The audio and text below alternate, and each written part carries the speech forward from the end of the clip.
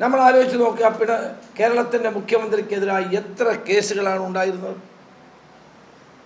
ഏതെങ്കിലും ഒരു കേസിൽ തീർപ്പുണ്ടായിട്ടുണ്ടോ? ലാവ്ലിൻ കേസിലെ 7ാമത്തെ പ്രതിയാണ് ശ്രീ പിണറായി വിജയൻ. 41 തവണയാണ് ലാവ്ലിൻ കേസ് സുപ്രീം കോടതിയിൽ മാറ്റിവെച്ചത്. അരിയാഹാരം കഴിക്കുന്ന മലയാളിക്കത് ബോധ്യപ്പെടും എന്താണ് അതിൻ്റെ കാരണമെന്ന്. സുപ്രീം കോടതിയിൽ ഇത്രയും പ്രമാദമായ ഒരു കേസ് 41 തവണ മാറ്റിവെക്കണമെന്ന് പറയുമ്പോൾ അതിൻ്റെ പിന്നിൽ എന്താണെന്ന് എല്ലാവർക്കും ബോധ്യപ്പെടും. മുഖ്യമന്ത്രിക്കെതിരായി എത്രയോ കേസുകൾ വന്നു. സ്വർണ്ണ കള്ളക്കടത്ത് ഉൾപ്പെടെയുള്ള എത്രയോ കേസുകൾ വന്നു. മുഖ്യമന്ത്രിയുടെ പ്രിൻസിപ്പൽ സെക്രട്ടറി ജയിലിൽ പോയി.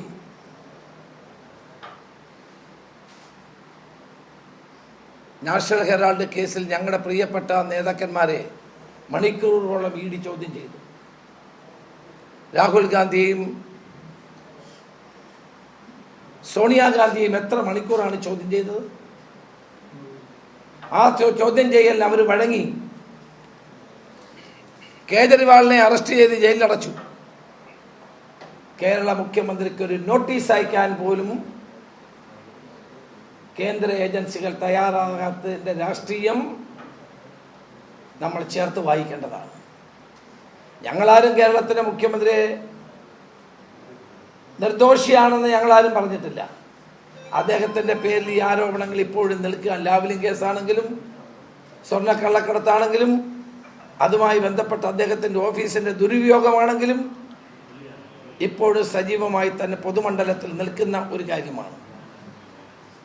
പക്ഷേ അദ്ദേഹത്തിനെതിരായ ഒരു ചെറിയ വിരൽ അനക്കാത്തതും BJPയും CPMും തമ്മിലുള്ള പുതിയ രാഷ്ട്രീയ ബാന്ധവത്തിൻ്റെ ഭാഗമാണ്. നിങ്ങൾ എപ്പോഴെങ്കിലും കേട്ടിട്ടുണ്ടോ മുഖ്യമന്ത്രി അമിത്ഷായുടെ പേരെടുത്ത് വിമർശിക്കുന്നത്? പ്രധാനമന്ത്രിയുടെ പേരെടുത്ത് വിമർശിക്കുന്നത് നിങ്ങൾ എപ്പോഴെങ്കിലും കേട്ടിട്ടുണ്ടോ? അസംബ്ലിക്ക് അകത്തുമില്ല, അസംബ്ലിക്ക് പുറത്തുമില്ല. അപ്പോൾ ഈ ഒരു രാഷ്ട്രീയ ധാരണ കഴിഞ്ഞ കുറേ കാലമായി കേരളത്തിൽ പ്രവർത്തിക്കുകയാണ്. മുഖ്യമന്ത്രിയും പ്രധാനമന്ത്രിയും തമ്മിലുള്ള ഈ രാഷ്ട്രീയ ധാരണ ഇത്തവണ ഇവിടെ വേവാൻ പോകുന്നില്ല, നടക്കാൻ പോകുന്നില്ല. ജനങ്ങൾക്ക് വസ്തുതകൾ മനസ്സിലായി കഴിഞ്ഞിരിക്കുകയാണ്. കഴിഞ്ഞ 10 വർഷക്കാലത്തെ ദുർഭരണം കേരളത്തിൻ്റെ സമസ്ത മേഖലകളെയും തകർത്തിരിക്കുന്നു. ഇവിടെ യാതൊരു വിധത്തിലുമുള്ള മുന്നേറ്റം കേരളത്തിനുണ്ടായില്ല. 10 വർഷം കൊണ്ട് കേരളത്തിൽ വിദേശ മൂലധന നിക്ഷേപവും വന്നില്ല, സ്വകാര്യ മൂലധന നിക്ഷേപവും വന്നില്ല. ഇവിടെ വൻകിട വ്യവസായങ്ങളോ ചെറുകിട വ്യവസായങ്ങളോ വന്നില്ല. MSMEകൾ പൂട്ടിക്കൊണ്ടിരിക്കുന്നു. സിംഗിൾ വിൻഡോ ക്ലിയറൻസ് എന്ന് പറഞ്ഞുകൊണ്ട് പ്രഖ്യാപനം നടത്തിയ ആളുകൾ ഈ പൂട്ടിയ വ്യവസായങ്ങളെ പറ്റി മിണ്ടുന്നില്ല. സ്റ്റാർട്ടപ്പുകൾ നാടുവിടുകയാണ്. ഇത്രയും ഭരണരംഗത്ത് തകർച്ച നേരിട്ട ഒരു ഗവൺമെന്റിനെ നമുക്ക് കാണാൻ സാധ്യമല്ല.